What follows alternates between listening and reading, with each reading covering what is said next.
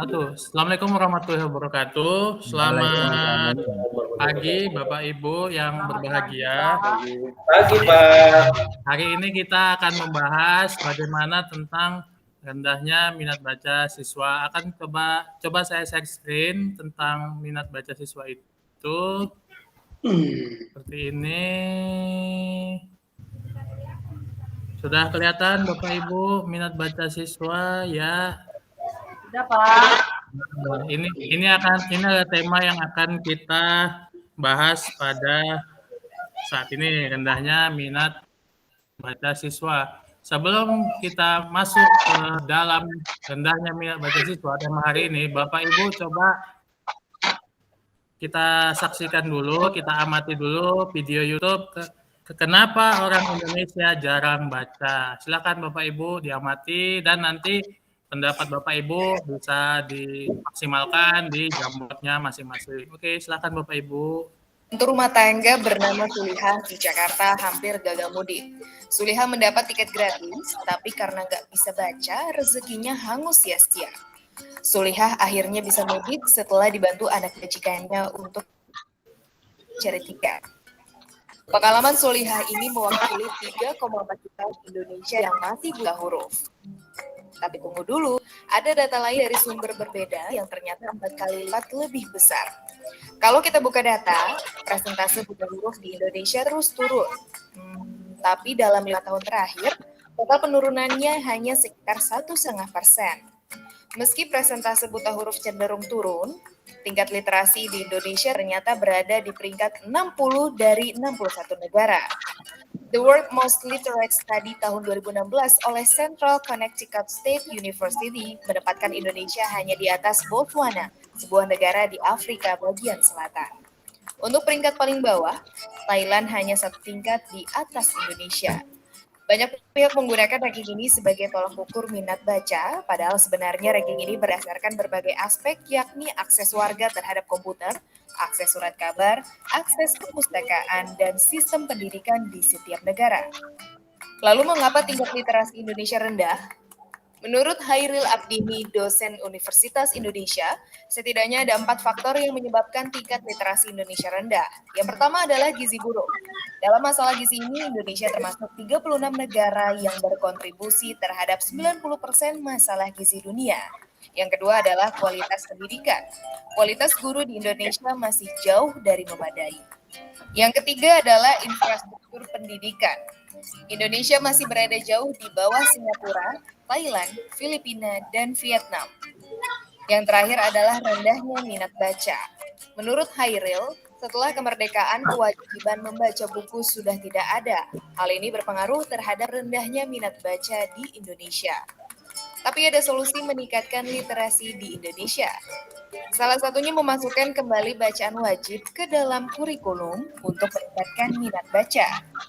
Ngomong-ngomong soal rendahnya minat baca, sampai tahun 2015 terlihat kecenderungan meningkatnya penonton televisi yang berbanding terbalik dengan pembaca surat kabar. Pembaca surat kabar tahun 2015 terendah sepanjang catatan BPS sejak 1984. Apakah minat baca masyarakat Indonesia memang rendah atau akses terhadap buku yang... Oke, Bapak Ibu, itulah nanti yang akan kita perdebatkan. Kenapa minat baca terhadap siswa itu sangat kurang. Oke, Bapak Ibu, silakan dilihat ke jambornya.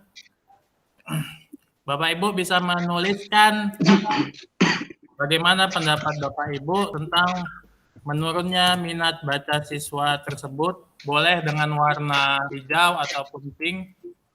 Saya bebaskan. Silakan kepada Bapak Ibu. Dari video yang Bapak lihat tadi, kira-kira permasalahan apa yang dapat kita gali untuk mengembangkan bagaimana menaikkan minat baca siswa tersebut? Boleh ke Pak Sujarno, apa pendapat Bapak? Oh iya, pendapat saya ya, saya langsung ketik Pak ya, nggak apa-apa Pak ya? Langsung Pak. Iya. Langsung diketik ataupun di kolom chat bisa. Pak Sumar, bagaimana Pak? Kekecilan Pak. Lagi cari linknya nih Pak. Di Ibu Marini tolong dibesarkan tulisannya. Kan belum siap ya. Ah, Dengan PowerPoint ya. Nanti lama ya Pak. Bisa dipakai dia laptop. Ini PowerPoint-nya nggak bisa yang bentar ya. Yang 2000 nggak bisa. Ada. Yang 2000 itu yang 2000 Bentar, Office-nya nggak bisa. 2000. bisa. Bentar ya. Mbak, ganti perangkat dulu ya. Iya, soalnya tuh nanti nggak bisa. Udah Pak. Ya. Oke, Pak Sumarhali sudah, Ibu Marini sudah, Pak Sujarno, Pak Agus, kurangnya Sudah, Pak. Sudah. kurangnya infrastruktur. Oke. Jadi dari beberapa pendapat Bapak Ibu bisa kita identifikasikan ada beberapa pendapat yaitu yang kita kategorikan pendapat internal dan pendapat eksternal. Menurut Pak Sumarhalin, pendidikan rendah itu termasuk eksternal atau internal Pak Sumar? Pendidikan rendah. Nah, pendapat Bapak pendidikan rendah itu termasuk minat baca siswa dari eksternal atau internal? Minat baca berarti internal Pak. Internal. Dari Pak Sujarno, siswa tidak punya uang untuk beli buku, termasuk internal. Internal Pak, karena pribadinya itu Pak, kasihan Pak. Pribadinya ya. Kasihan. Oke, dari Ibu Marini meningkatkan gizi. Gizi atau gaji nih Bu? Gizi. Oh, tulisannya kayak gaji Bu ya. Itu termasuk internal atau eksternal Ibu? Internal Pak, internal.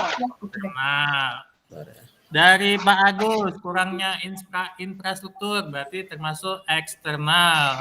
Selanjutnya ada dari Pak Sumar lagi tentang lebih banyak main game. Itu termasuk internal ya Pak? Internal.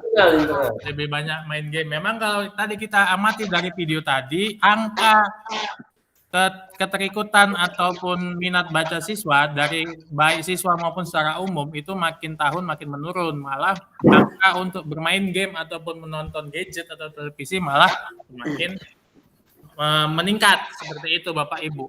Jadi rendahnya minat baca ini berbanding terbalik dengan meningkatnya tentang kebanyakan siswa itu hobi untuk main game tadi. Jadi dapat kita simpulkan di sini bahwa kebanyakan siswa itu lebih banyak main game daripada dia membaca. Itu. Selanjutnya di PowerPoint ini dapat kita lihat bahwasanya rendahnya minat baca siswa itu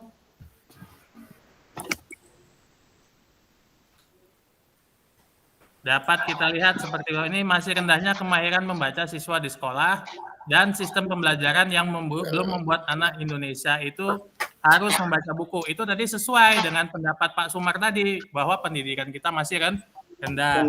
Oke. Jadi Bapak Ibu ada yang ingin disampaikan pendapat pribadi? Silakan Pak Sujarno, ada pendapat yang ingin dari hati yang terdalam? Iya, gini Pak ya, minat baca itu rendah gini Pak. Kadang-kadang karena dari guru itu sendiri juga Pak nggak menekankan tentang literasi, kemudian nggak menekankan tentang literasi yang seharusnya itu memang dari apa awal dari pembelajaran dari situ aja Pak. Kadang-kadang guru itu sendiri mengasihkan materi tanpa adanya literasi. Bahkan kadang sampai lupa waktu ya Pak? Iya, sampai lupa waktu. Silakan Ibu Marini, ada yang ingin ditambahkan dari pendapat Pak Sujarno ataupun ada pendapat lain? Sedikit Pak, terkadang anak-anak itu tidak tertarik untuk membaca memang dari rumah Pak. Jadi di rumah itu orang tua tidak terbiasa membaca sehingga anak juga terikut gitu. Jadi kalau ibunya misalnya suka nonton sinetron, anak pun jadi suka nonton sinetron gitu Pak. Jadi seharusnya dari dalam rumah juga ada pengawasan untuk anak supaya membaca, misalnya satu hari ini kamu membaca 1 halaman, 2 halaman gitu, atau 1 bulan 1 buku begitu Pak. Jadi ada kewajiban untuk membaca gitu Pak kira-kira. Oke, terima kasih kepada Pak Sujarno dan Ibu Marini. Jadi kita bisa ambil refleksi ataupun bahan pembelajaran kita bahwasanya pendidikan rendah itu kita kembalikan kepada bagaimana orang tua di rumah itu menumbuhkan. Jadi kebiasaan orang tua itu berdampak juga terhadap kebiasaan anak di rumah. Dan sistem pendidikan kita yang rendah sebetulnya bisa juga kita kembangkan dengan perilaku-perilaku baik yang dilakukan oleh guru di sekolah. Oke, Bapak Ibu, demikianlah pertemuan kita hari ini. Billahi taufiq wal hidayah. Wassalamualaikum warahmatullahi wabarakatuh. Waalaikumsalam. Waalaikumsalam warahmatullahi wabarakatuh. Pak, 10 menit. Waktunya